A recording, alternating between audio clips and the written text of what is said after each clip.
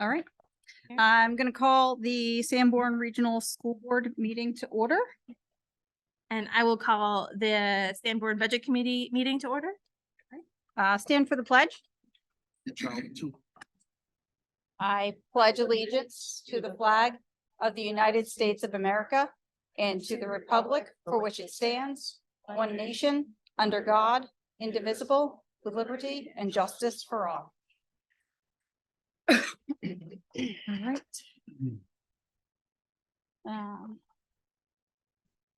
right. It says roll call attendance. Is that because we're both together, or was there somebody that was going to be remote? Ken Hamilton was going to be remote, but he may not have been able to make it. Okay. I'm sorry, who was that? Ken. Ken Hamilton. Hamilton. Okay. All right. Well, if we don't have him virtually yet, I guess we don't. Roll call? Right? I'm okay with that. I think it's fine. Okay.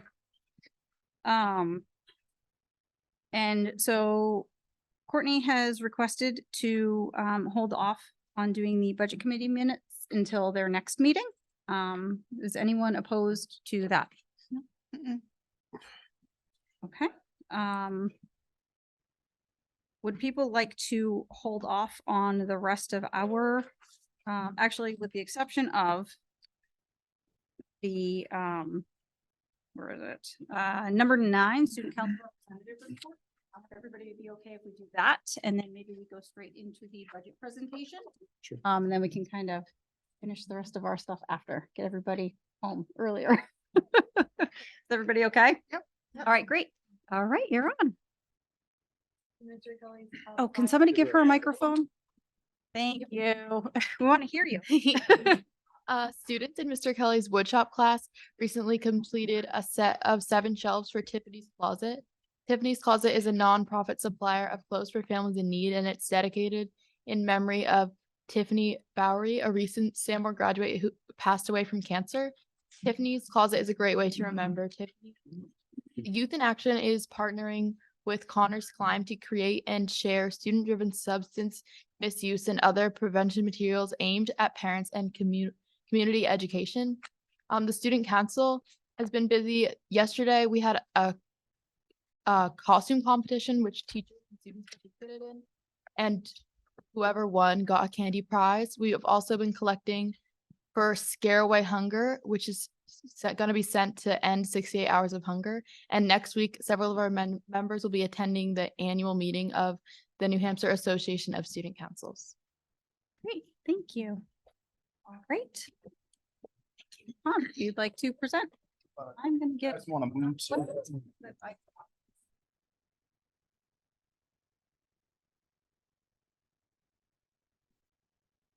Good evening, everyone.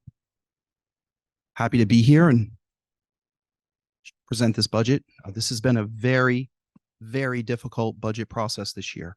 And I just wanted to take a minute to thank the administration for their hard work. Although I'm the presenter of this budget, I am not the sole creator of this budget. This budget has been created by the team that's here, and we've tried to set up an even more transparent process so that the budget committee and the school board can engage with the administrators more than one time this year. I'll explain that at the end of the presentation. So first, we talk about our core beliefs. Support the continuous improvement of student learning. We are working toward an aligned curriculum K through 12. We are working hard on academic and behavioral intervention. We're working on continuous improvement of instruction, and we are working on a culture of excellence focused on the student achievement for the whole child. We recognize that children need to be academically strong, but they also need to know who they are as a person through experiences throughout their educational process.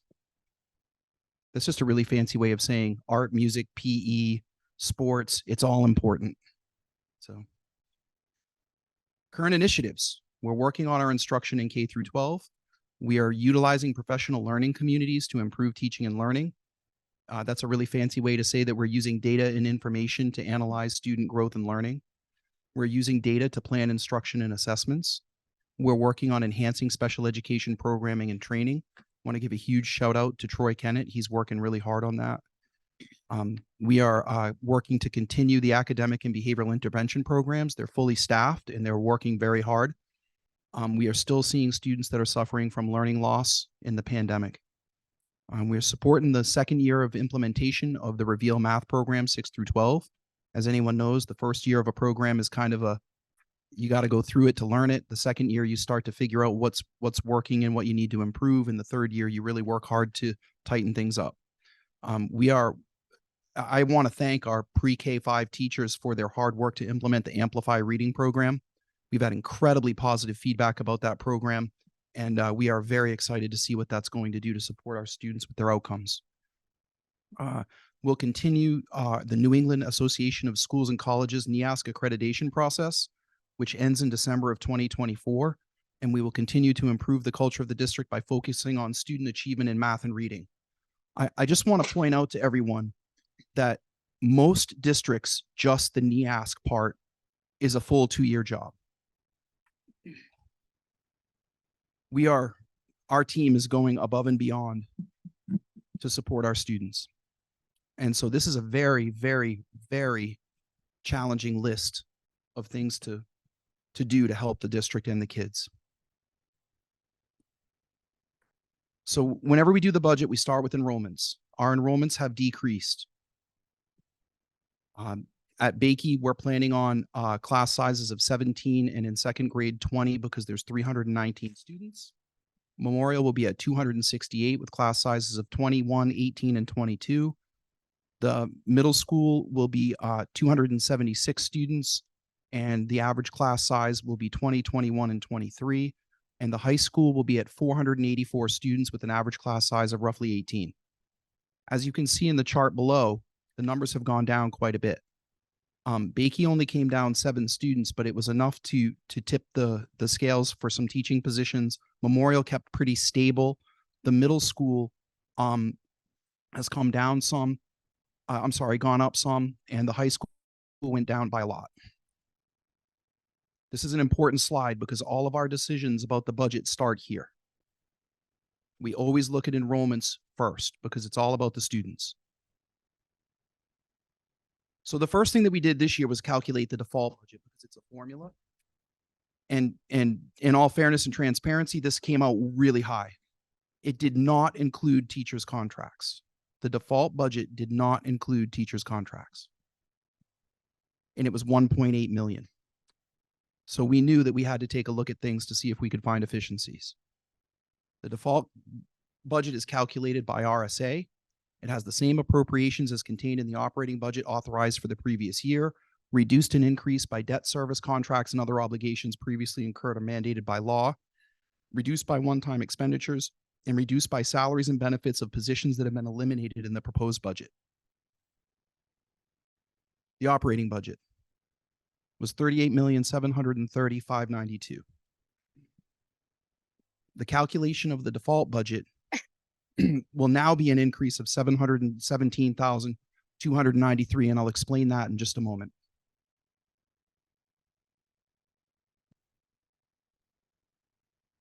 So if you look at this slide, it shows you that the default budget that you'll see in a minute came out to $39,447,885, which is roughly a 1.8% increase because we made some reductions based on the student enrollments.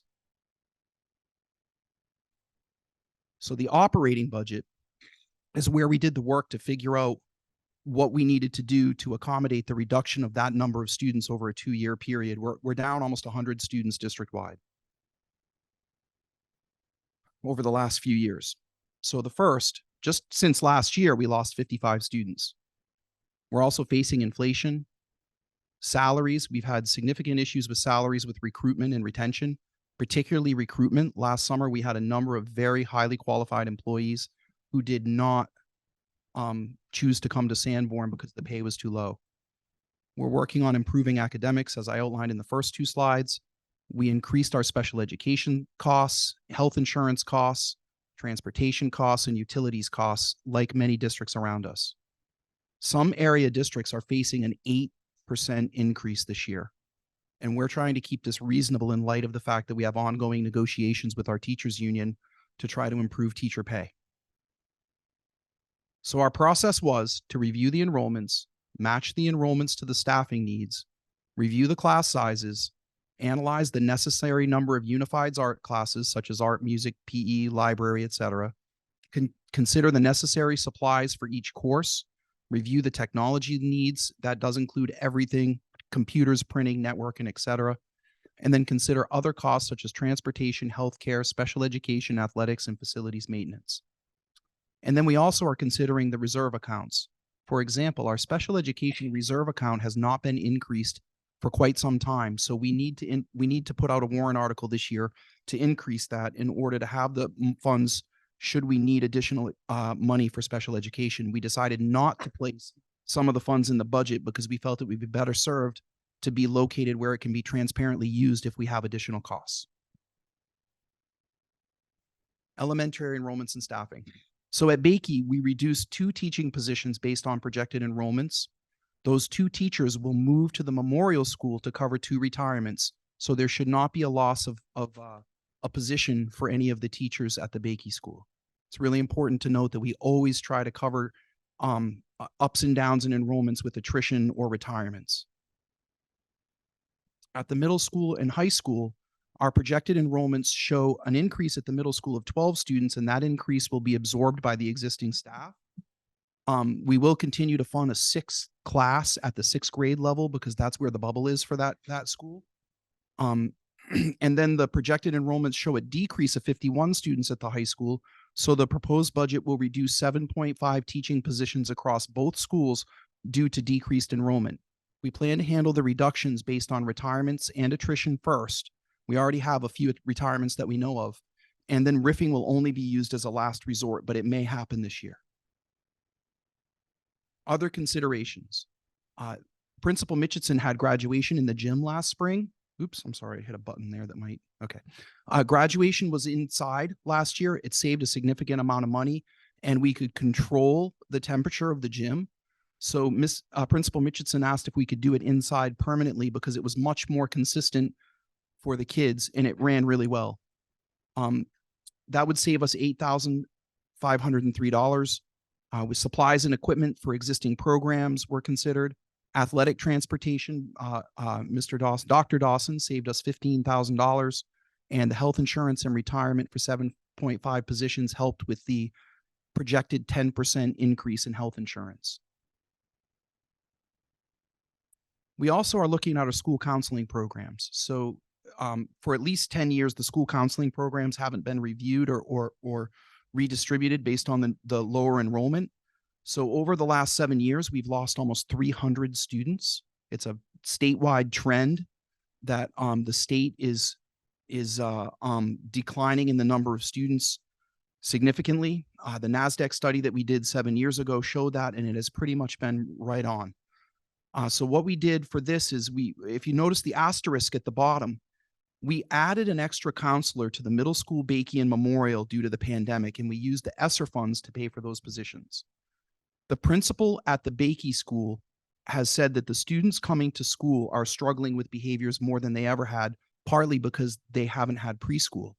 And so that should get better eventually, but she strongly felt that they need more counseling at the Bakey School than a single full-time counselor. So with this budget, what we did is we put a full-time counselor at Bakey and Memorial, and then we have a counselor that will be at Bakey 4 days a week and at Memorial 1 day per week.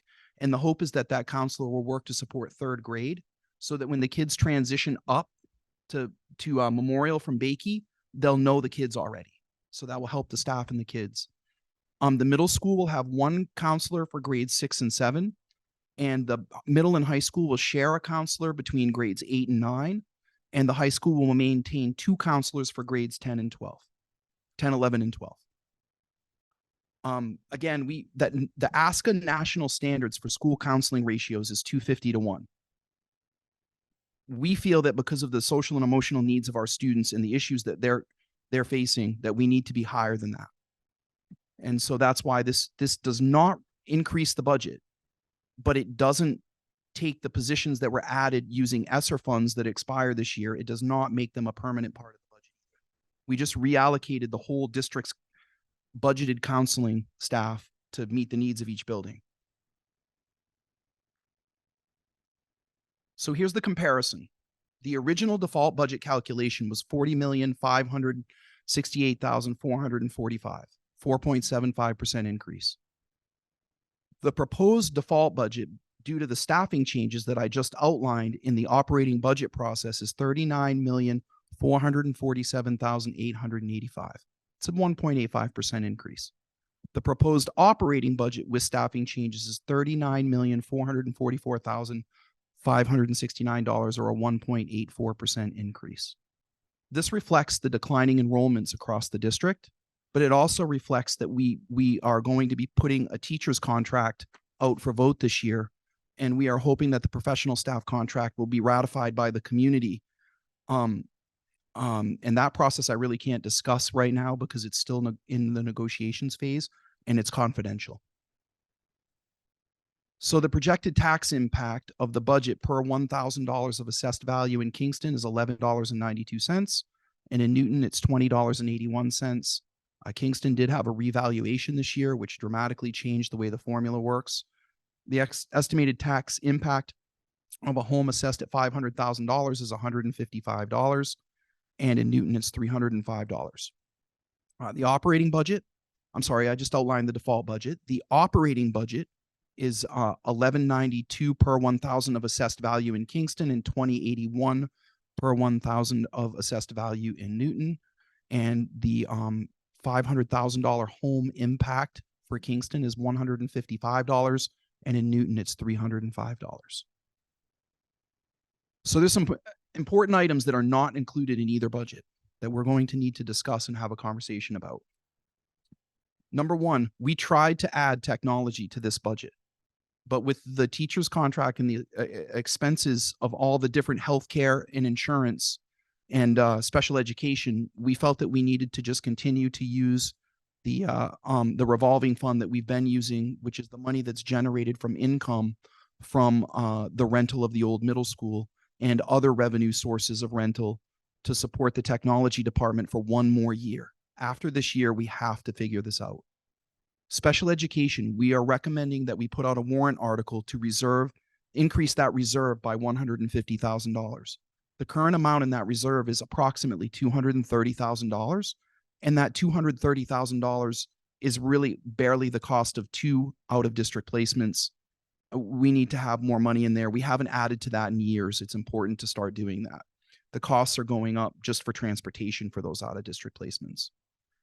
We also recommend doing a warrant article to increase the unanticipated utility expenditures fund. We have been very, very careful this year and tried not to spend it. We may not make it through it, but Matt is doing a great job. Mr. Angel has worked hard. We recommend increasing that by $50,000. And we're going to have to start actively funding a capital plan, adding to the capital improvement and maintenance capital reserve fund. And we'll be talking to the facilities committee about a warrant article for that. These are things that we're thinking about. We just recognize that the community can only bear so much, and our priority today is staff. We can't have another summer where we have fantastic applicants take jobs in other districts for just a few $1,000s more a year. So that's really the first goal. And then these things are right behind that. It's not necessarily a better, or it's more like an Oreo cookie. They're all together, and we're saying, let's take the first part. Next slide is next steps. So we want you to review your budget book and submit questions to the BudCom chair by November 10th, but we have some good news about that. The school board will submit their questions to the BA by November 13th. All questions will be answered by the school board and budget committee to everyone, but we're going to post them right on the website, so you don't have to sit through me laboring on about the answers for 3 hours as we've done in the past. You can just read them at your leisure. I expected golf claps for that, but I won't take it personally. The second piece is we really felt that last year was so successful at having the board and the BudCom pair up and meet with the administrators that we wanted to give you 2 chances to chat with them. So what we did tonight is we set up a preliminary, you don't have to do any work or plan or think about it. We just want you to sit and talk with people about any questions that you have based on the presentation or about the budget tonight. That's why we only made it 15 minutes. So what will happen is we emailed everyone a list of groups, and we have a couple people who aren't here, so we'll adjust a little bit. But those groups will just rotate through each school, the business office, in a little time with me so that we can answer preliminary questions. The primary goal is to have open and transparent conversation. The secondary goal is to avoid us having to manually answer 300 questions or 200 questions in a slideshow. It's just better if you talk about it. You'll get to repeat this process in a week on the 9th. So that way, when you email the questions, they should be pretty refined, clarifying questions. And the hope is that we have a minimal amount of questions to answer in the document because you will have had an opportunity to talk with people. So at this point, if you could each find your partner, and if you don't have a partner, let me know. I'll help you find one. Yes, Heather. Oh, great. Okay. So you could give Vanessa to Heather and Courtney to you, or the other way around, whatever you all want to do. All right, great. And I know that Ken is not here, but other than that, I think we're good, right? Because there's enough board members and it's on the list. Matt, can you look at the Rick was. You should just piggyback. Your rebel without a cause. who was Amanda with? Who was with? Oh, Ken was. Okay, we should be good. If anyone's stuck, let me know. I'll get the doc and help you out. Rick, if you need a hand, let me know. All right, I think you got it. All right, guys, let's start the first 15 minutes. Phyllis is going to be our taskmaster. She's going to go beep, move. She'll give you a 2-minute warning so that you know that the change is coming. And then at the 15-minute mark, we'll rotate. Should take us just about an hour and a half. Budget speed dating, people. Let's go. Yeah, budget speed dating. There we go. Speed dating. Do you have the groups printed for us? I have, Right I have underneath the list. Thank you. Yeah, you're gonna have.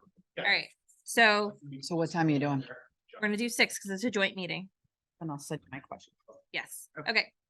So, thank you for everyone who stayed late to talk about, the budget. We deferred the meeting minutes, and so our next meeting is gonna be next Thursday, a joint meeting at 6 here, and we're gonna do something similar. For budget committee, we need to have our questions in to Matt. We're gonna use the Google Sheets to document our questions by end of business on Friday, the 10th. And that is it. Any comment?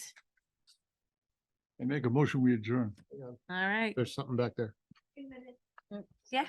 You have that the meeting's at 7. Is it at 7 or 6? It's being changed to 6. Since it's a joint meeting, we're gonna do it at the same time. So it's at 6? Yes. Okay. And at the beginning of our budget, like when we first met, we talked about joint meetings at 6. The rest of the budget committee meetings will be at 7. And, We have a motion to adjourn. Second. all right.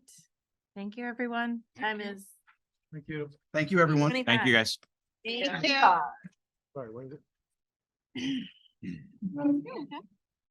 It's right here. I guess. Your household on or what? Okay. Even you. Yeah, I hear ya. I gotta. Working on it. Yeah, we will. All right. So we have a couple of housekeeping things that we have to do. Yep. Give them a second to. Night, Pam. Good night. Bang it really loud. All right, so we're gonna move on and we're gonna do some housekeeping items. Thanks, Dan. Okay, so do I have action on the school board minutes? It's 2 sets. If anyone has an issue with doing both together, speak up. But we have October 18th, 23 and October 25th. To approve. Second. Great. All right, all in favor? All right. Great, unanimous. Okay, manifest documents went around. I don't think Tom had any nominations, resignation. Does. You do? Yep. Sorry. That's all right. Nomination. I'd like to nominate Aaron Jacobs for 5th grade teacher. I make a motion to approve. Second. All right, all in favor? Thank you. Unanimous, great. And I'd also just like to say that Caitlin Martin and John McCarthy. Caitlin is a high school science teacher and John McCarthy is a special education building coordinator, have both resigned. Make a motion to approve with regrets. All right, all in favor? Unanimous. Okay, and Tom said his superintendent's report was the budget presentation. Open it up to public comment. There is no public, so we'll move on. Christine has requested that we take 7.2 and we push it to the next meeting. Or maybe even the first meeting in December, she said. Yeah, one of the next meetings. She's just requested that we push that off. So I told her that was fine, if that was okay with her, and she said absolutely. Okay, do we have any subcommittee reports? Nope, okay. All right, and Courtney already announced the next meeting. It's a joint meeting. It's gonna be Thursday, November 9th at 6 PM. So change in time from what's been posted right here in the library at the high school. Would someone like to call us into non-public? I make a motion to move us into non-public RSA 91-A semicolon 3 Roman numeral 2 CK. Second. Wait for that. All right, roll call in. Maura, Yes. Heather, Yes. Jeremiah, Yes. Rick, Yes. Micah, Yes. myself. Yes. All right. Okay.